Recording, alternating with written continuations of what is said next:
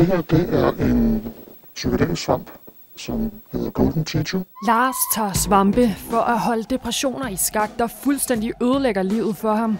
Ligner det der ikke lidt en menneskehjerne, altså bare mindre? Lidt. Mens Michael tager rottehjerner under lup for videnskabeligt at undersøge det, som Lars og mange andre har gang i. Efter i årevis at have været bandlyst, er de psykedeliske stoffer igen under forskernes lup, hvor de vil undersøge om og hvordan de psykedeliske stoffer kan bruges som behandling af f.eks. depression, angst og OCD. Ikke alle venter dog på, at det måske bliver et godkendt lægemiddel, og derfor køber de det ulovligt. Fordi jeg prøver at lade. Husk at abonnere på vores kanal, og bliver du hængende, får du både Lars' historie, et kig på en skiveskåret rottehjerne, og høre den opsigtsvækkende historie om forskning i psykedeliske stoffer. Og lad mig lige slå fast, den her video er ikke en opfordring til selv at tage svampe eller andre ulovlige stoffer. Lars vender vi tilbage til og starter i laboratoriet. Hjerne nummer 14. Du er blevet publikum til et rotteforsøg. Du bliver ikke alt for nervøs? Nej. Okay, godt nok. Jamen, nede i hjørnet sidder min studerende Malte, og han er i gang med at skære en rottehjerne ud i meget små snit, så vi kan undersøge de forskellige regioner i hjernen. I sådan en lidt pålægsskæremaskine. De vil svare på, hvordan rotter påvirkes af forskellige doser af psilocybin. Se, der har vi en rottehjerne, der er taget ud. Det aktive stof fra psykedeliske svampe, som også kan vokse ude i naturen. I det her konkrete forsøg, der prøver vi at finde noget ny behandling til det, der hedder OCD. Folk har tvangstanker og laver tælleritualer, meget kort forklaret. Der er mange, der ikke bliver hjulpet af den medicin, der findes i dag. Så derfor er det meget vigtigt, at vi får sat ind, specielt i de her neuropsykiatriske sygdomme, hvor der virkelig mangler god medicin, så vi kan hjælpe de her patienter, fordi de har det virkelig svært. Med rotterne kigger de på, hvordan psilocybinen påvirker receptorer, altså små modtagere, der er inde i hjernen. Hvad er det, der gør, at de tror, at den her påvirkning af receptorerne kunne hjælpe en, der har OCD, eller en, der har en eller anden psykisk lidelse? I de her tilfælde er det simpelthen fra historier af folk, der har mikrodoseret, som har skrevet på internettet. Okay, historier på internettet, det overrasker mig lidt. Men så lad os få en af de historier og spole tilbage til det her senere. Vi ser rummet, hvor vi laver rotterne er, inden de ender inde ved Malte. Ja. Jeg hedder Lars. Jeg er 44 år, og jeg har mikrodoseret i godt 3 år nu. Han har fået lov til at være anonym, fordi han fortæller om handlinger, hvor han bryder loven, men som jeg synes er væsentligt at tale om, fordi mikrodosering tilsyneladende er genstand for voksende interesse, erfaringsudveksling og let tilgængelige guides på nettet. Kan vi have dig bare på fornavn? Ja, det er fint. Lars følger en udbredt praksis, hvor han mikrodoserer i perioder. Jeg skal bare et stykke af. Og spiser det? Jeg spiser det. Hvordan smager det? Det smager sådan lidt hen ad høl. Okay. Så hvad sker der lige, når du har taget den død? Jamen, så sker der faktisk ikke særlig meget. Men det er også det, der er pointen. Eller når der ikke skal ske noget. Lad mig lige uddybe den pointe. Her er Lars nemlig inde på forskellen mellem at tage svampe og andre psykedeliske stoffer i mikrodoser og i fulde doser. Mikrodoser, det er meget små doser, som kun giver en subtil effekt. Større doser kan til gengæld udløse, hvad man vil kalde en rus eller et trip. Det kan være, at ens sanseindtryk bliver forringet eller forstærket. Det kan være ting i omgivelserne, som ændrer form eller farve. Ting, man ikke normalt lægger mærke til, giver man lige pludselig opmærksomhed. Ens hjerteslag, eller måske man oplever en indre varme eller en særlig følelse. Men hvordan starter et psykedelisk trip inde i hjernen? I en simpel version skal du forestille dig en lås og en nøgle. Låsen er en receptor i hjernen, der hedder serotonin 2A, og psilocybinen er en nøgle, der kan låse den op. Det ser ud til at få områder i hjernen til at tale anderledes sammen. Men psilocybinen lader også til at åbne andre serotoninreceptorer op. Og i Michaels forsøg handler det så om at give så små doser, at man ikke aktiverer den her tripudløsende 2A-receptor, men forhåbentlig andre med gode effekter. Serotoninreceptorerne regulerer blandt andet ens følelser og humør. Men vi slukker lige for fyrkeriet igen. Forestil dig, at du mister livskraften, livsgnisten, som en total selvisolation, når der er parti.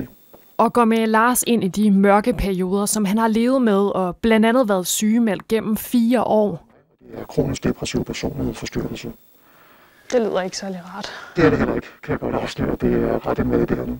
Og jeg har været på stort set samtlige former for lykkepiller, der findes. Men alle de løfter, som lykkepillerne ligesom havde givet, det blev først indfriet, da jeg begyndte at mikrodosere. Hvad han oplever, vender vi tilbage til.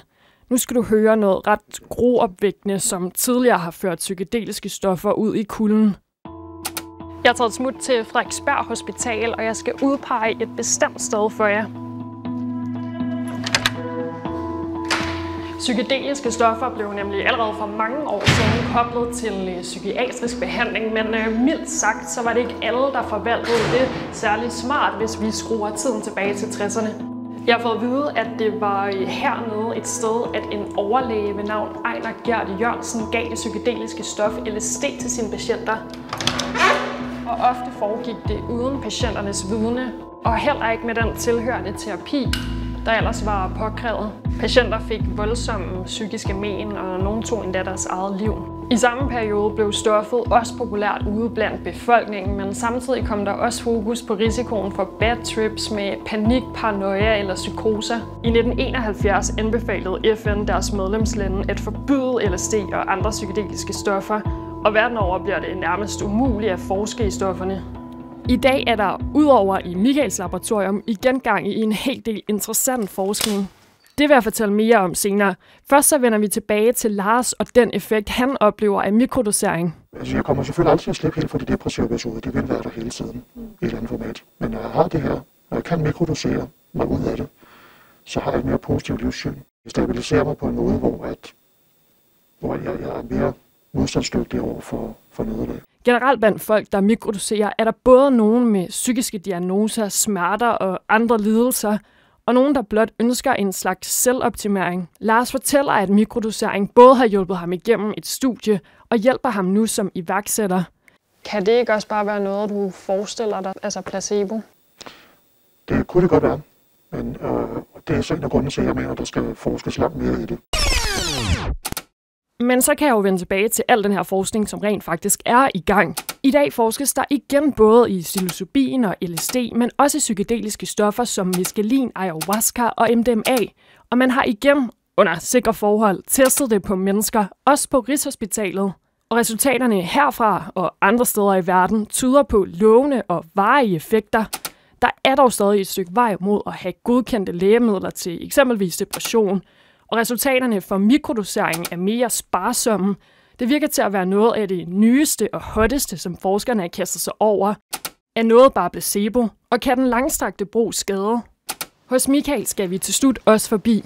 Det er et adfærdsrum til rotter. For i hans forsøg observerer de også de levende rotter, inden de kaster sig over hjernerne. Der sidder et videokamera i loftet, og så optager det ned ovenfra. Men Michael er ikke i et stadie af forsøget, hvor han vil give os endelig svar på, hvad de ser. Men vi ser nogle forskelle i dyrenes adfærd. Så næste skridt kunne være, at I har nogle rotter, som I på en eller anden måde skal give OCD, og så skal I prøve at se, om I kan gøre det samme. Ja, det er det næste. Uden et videnskabeligt formål som Michael, skal Lars selvfølgelig konfronteres med, at han gør noget ulovligt. Hvorfor er det, du synes, du kan tillade dig at bryde den danske lov på det her område? Fordi jeg har prøvet alt andet. Og så begynder man at se lidt på loven som et udtryk for, at man ikke forstår, hvad det er, man har med at gøre.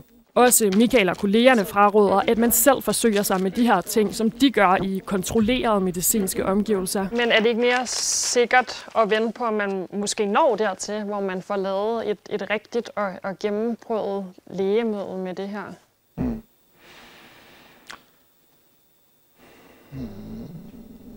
Det kan man sige, men spørgsmålet er, hvor lang tid skal vi vente? Og så rent faktisk risikere at miste en stor del af mit liv på at sidde og være syg.